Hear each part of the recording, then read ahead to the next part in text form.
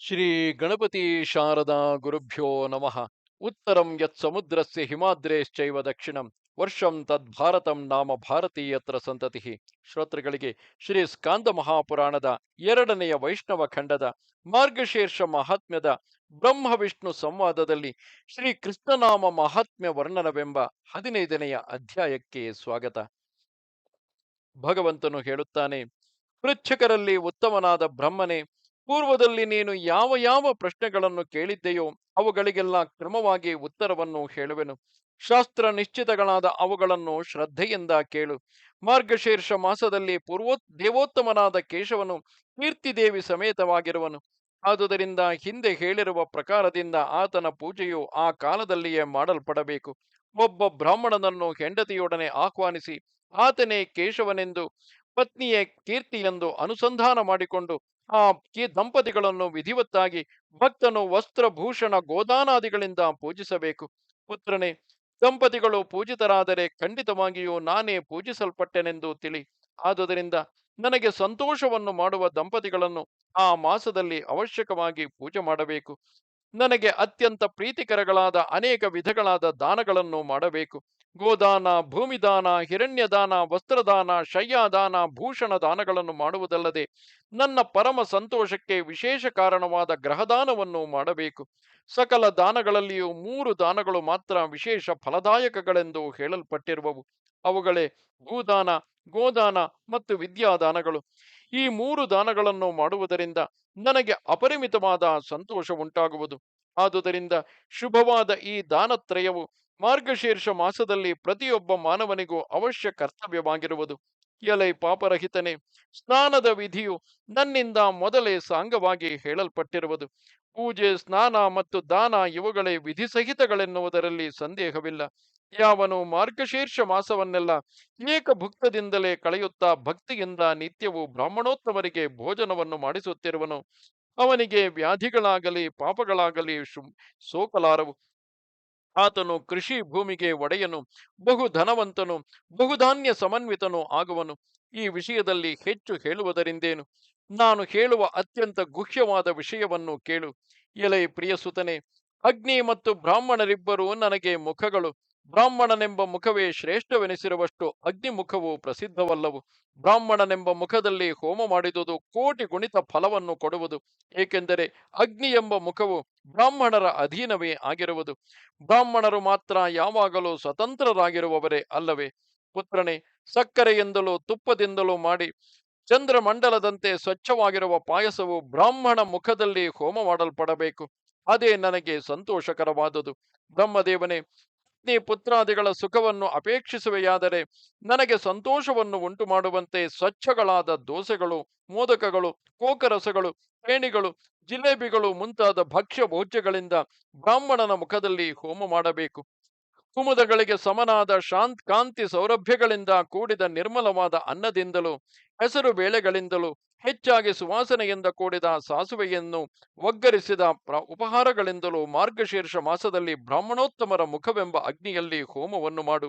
ಎಲೈ ಸುತನೆ, ಹಾಲು, ಸಾಸುವೆ, ಖಾರವಾದ ಚಾರು ಫಲಗಳು, ಸಕ್ಕರೆ, ಪಚ್ಚಕರ್ಪೂರ, ತೆಂಗಿನಕಾಯಿ ಮುಂತಾದ ಪದಾರ್ಥಗಳಿಂದ ಮಾಡಿದ ಸೀಕರಕವು ಮಂಗಳಪ್ರದವಾದುದು.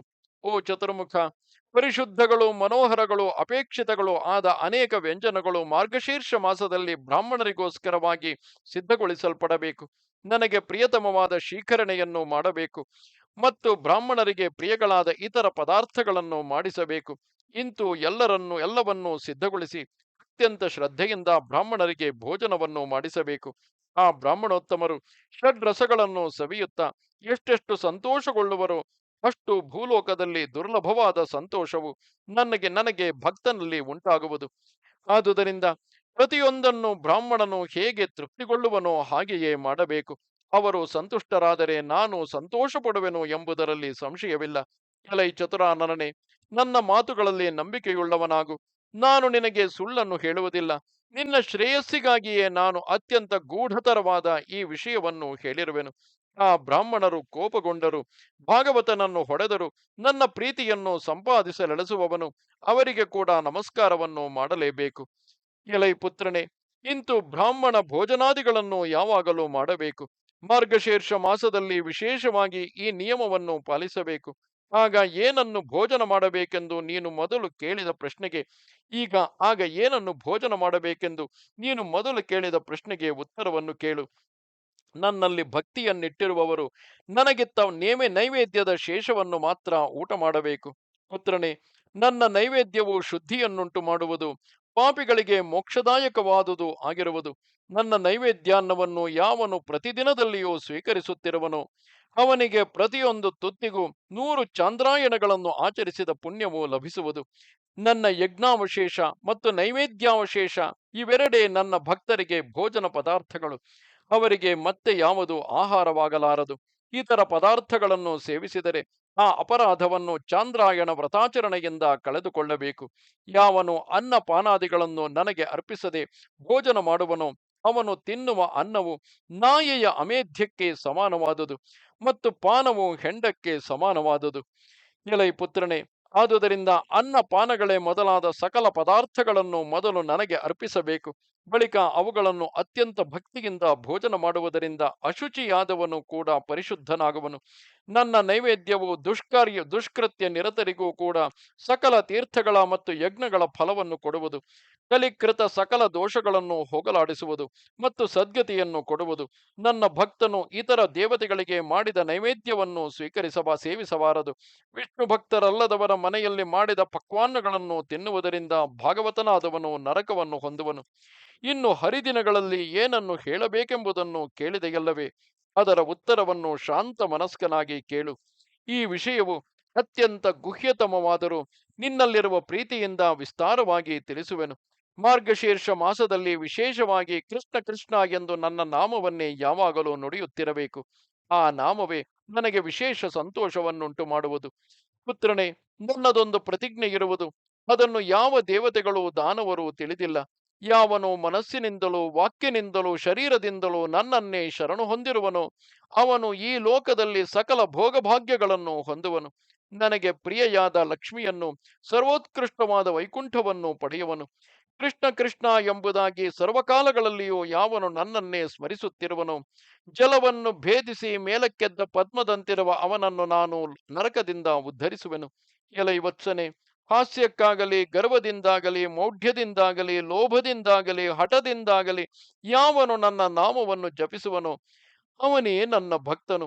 ಅವನು ಎಂದಿಗೂ ಕ್ಲೇಶಗೊಳಿಸಲಾಗುವುದಿಲ್ಲ.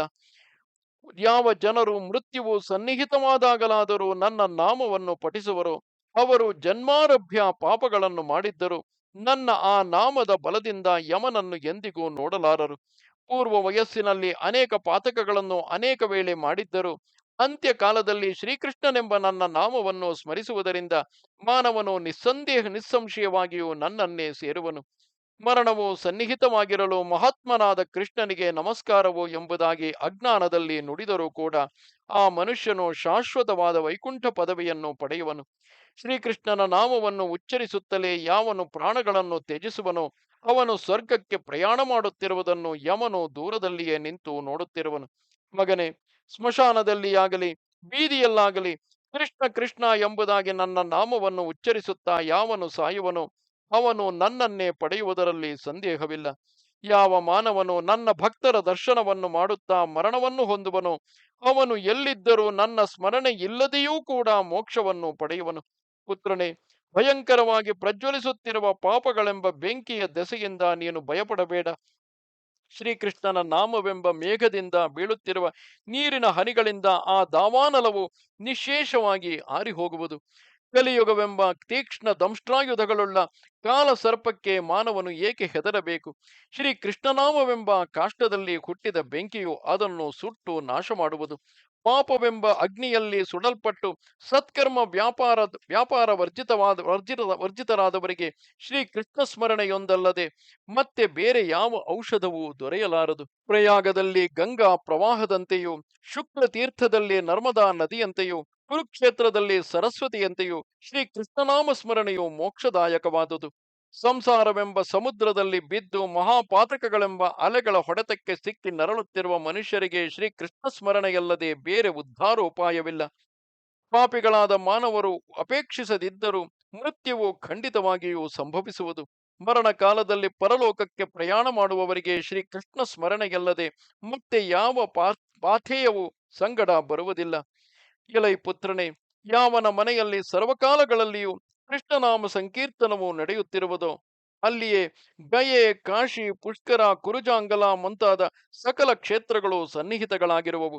ಯಾವನ ನಾಲಿಗೆಯು ಸಂತತವಾಗಿ ಶ್ರೀಕೃಷ್ಣನಾಮ ಸ್ಮರಣೆಯನ್ನೇ ಮಾಡುತ್ತಿರುವುದೋ ಅವನ ಜೀವನ ಜನ್ಮಗಳೇ ಸಫಲಗಳು, ಅವನ ಸುಖವೇ ಸಾರ್ಥಕವು. ಯಾವನು ಒಮ್ಮೆ ಹರಿ ಎಂಬ 2 ಅಕ್ಷರಗಳನ್ನು ಬಾಯಿಯಿಂದ ಉಚ್ಚಾರ ಮಾಡುವನೋ ಅವನು ಮೋಕ್ಷ ಮಾರ್ಗಕ್ಕೆ ಅಷ್ಟು ಪಾಥೇಯವನ್ನು ಕಟ್ಟಿಕೊಂಡು ಹೋಗುವನೆಂದು ತಿಳಿಯಬೇಕು.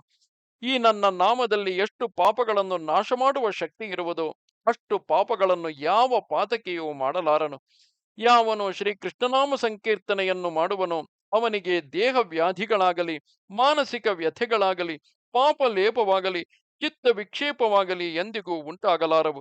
ಕಲಿಯುಗದಲ್ಲಿ ಶ್ರೀಕೃಷ್ಣನಾಮ ಸ್ಮರಣೆ ಎಂಬ ಪಥ್ಯವಾಕ್ಯವನ್ನು ಯಾವ ಮನುಷ್ಯನು ತ್ಯಜಿಸುವುದಿಲ್ಲವೋ ಅವನ ಮನಸ್ಸಿನಲ್ಲಿ ಪಾಪವೆಂಬ ರೋಗವು ಎಂದಿಗೂ ಸಂಭವಿಸುವುದಿಲ್ಲ. ಶ್ರೀಕೃಷ್ಣನ ಹೆಸರನ್ನು ಜಪಿಸುತ್ತಿರುವ ಮನುಜನನ್ನು ಕಂಡರೆ ಯಮರಾಜನು ಅದನ್ನು ಕೇಳಿ ಆತನು ಹಿಂದಿನ 100 ಜನ್ಮಗಳಲ್ಲಿ ಮಾಡಿದ ಪಾಪಗಳನ್ನೆಲ್ಲ ತೊಡೆದು ಹಾಕುವನು. 100 ಚಂದ್ರಾಯಣ ವ್ರತಗಳಿಂದಲೂ ಸಾವಿರ ಪರಾಕ ಪ್ರಾಯಶ್ಚಿತ್ತಗಳಿಂದಲೂ ಯಾವ ಪಾಪವು ಕಳೆಯಲಾರದೋ ಅದು ಕೂಡ ಕೃಷ್ಣನಾಮ ಸಂಕೀರ್ತನದಿಂದ ನಾಶವನ್ನು ಹೊಂದುವುದು. ಇತರ ಕೋಟಿ ನಾಮಗಳ ಉಚ್ಚಾರಣೆಯಿಂದ ನನಗೆ ಅಷ್ಟು ಹೆಚ್ಚಿನ ಸಂತೋಷ ಉಂಟಾಗಲಾರದು. ಶ್ರೀಕೃಷ್ಣನೆಂಬ ನಾಮವನ್ನು ಸಂಕೀರ್ತನೆ ಮಾಡಿದಂತೆಲ್ಲ ನನಗೆ ಹೆಚ್ಚು ಹೆಚ್ಚಿನ ಆನಂದ ಉಂಟಾಗಿ ಭಕ್ತನಲ್ಲಿ ಪ್ರೀತಿಯು ಅಧಿಕವಾಗುವುದು. ಕೋಟಿ ಸೂರ್ಯ ಗ್ರಹಣಗಳಿಂದಲೂ ಚಂದ್ರ ಗ್ರಹಣಗಳಿಂದಲೂ ಯಾವ ಫಲವು ಲಭಿಸುವುದೆಂದು ಹೇಳಲ್ಪಟ್ಟಿರುವುದೋ ಆ ಫಲವನ್ನೇ ಭಕ್ತನು ಶ್ರೀಕೃಷ್ಣನಾಮ ಸಂಕೀರ್ತನೆಯಿಂದ ಸಂಪಾದಿಸುವನು. ಗುರುಪತ್ನಿ ಸಂಸರ್ಗ, ಪರಸ್ವರ್ಣಾಪಹರಣ ಮುಂತಾದ ಮಹಾಪಾತಕಗಳೆಲ್ಲವೂ ಶ್ರೀಕೃಷ್ಣನಾಮ ಸಂಸ್ಮರಣೆಯ ಮಹಿಮೆಯಿಂದ ಬೇಸಿಗೆಯಲ್ಲಿ ಮಾಯವಾಗುವ ಹಿಮದಂತೆ ಮಾಯವಾಗುವವು. ಮನುಷ್ಯನು ಜನ್ಮದ ಮೊದಲಿನಿಂದಲೂ ಅಗಮ್ಯ ಸ್ತ್ರೀ ಸಹವಾಸ ಮುಂತಾದ ಮಹಾಪಾಪಗಳನ್ನು ಮಾಡಿದ್ದರೂ ಕೂಡ ಮರಣ ಕಾಲದಲ್ಲಿ ಒಮ್ಮೆಯಾದರೂ ಶ್ರೀಕೃಷ್ಣನಾಮವನ್ನು ಉಚ್ಚರಿಸುವುದರಿಂದ ಮೋಕ್ಷವನ್ನು ಹೊಂದುವನು. ಶುದ್ಧಿಯಿಲ್ಲದ ಮನಸ್ಸುಳ್ಳವನಾಗಲಿ, ಆಚಾರ ವ್ಯವಹಾರವಿಲ್ಲದವನಾಗಲಿ ಅವನಿಗೂ ಕೂಡ ಅಂತ್ಯದಲ್ಲಿ ಶ್ರೀಕೃಷ್ಣನ ನಾಮವನ್ನು ಸ್ಮರಿಸುವುದರಿಂದ ಪ್ರೇತತ್ವವು ಸಂಭವಿಸುವುದಿಲ್ಲ. ಈ ಕಲಿಕಾಲದಲ್ಲಿ ಶ್ರೀಕೃಷ್ಣನ ಗುಣಗಳನ್ನು ಯಾವ ನಾಲಿಗೆಯು ಗಾನ ಮಾಡುವುದಿಲ್ಲವೋ ಆ ನಾಲಿಗೆಯು ಇದ್ದರೂ ಇಲ್ಲದಂತೆಯೇ ಸರಿ. ಅಂತಹ ನಾಲಿಗೆಯು ಯಾರ ಮುಖದಲ್ಲಿಯೂ ಇಲ್ಲದಿರಲಿ.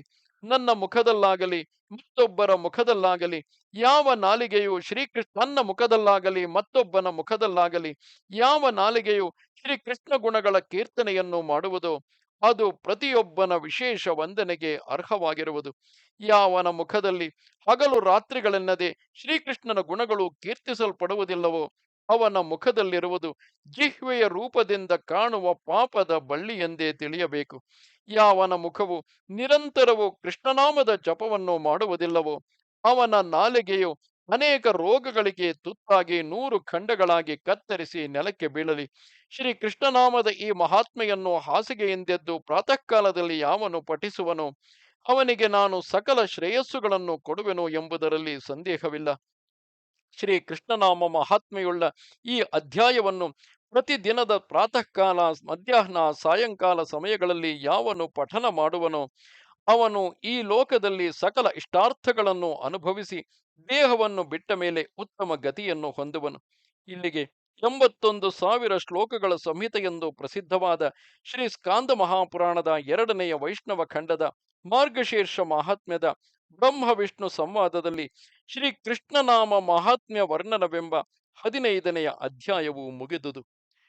ನಮಸ್ತೆ ಶಾರದೆ ದೇವಿ ಕಾಶ್ಮೀರ ಪುರವಾಸಿನಿ ತ್ವಾಮಹಂ ಪ್ರಾರ್ಥೆಯೇ ನಿತ್ಯಂ ವಿದ್ಯಾದಾನಂಚ ದೇಹಿಮೆ. ನಮಸ್ಕಾರ.